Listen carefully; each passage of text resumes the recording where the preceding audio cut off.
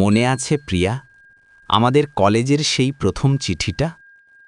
তুমি লিখেছিলে ভালোবাসা মানে অপেক্ষা। কেমন করে ভুলবো রাহুল?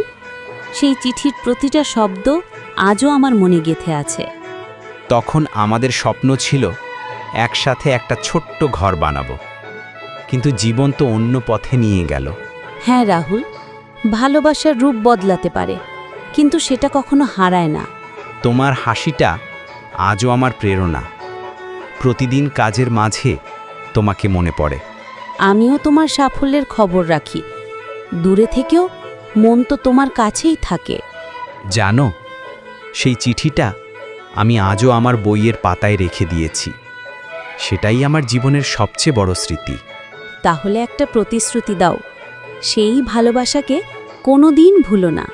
প্রতিশ্রুতি দিলাম প্রিয়া, সেই চিঠির মতোই তোমার ভালোবাসা আমার।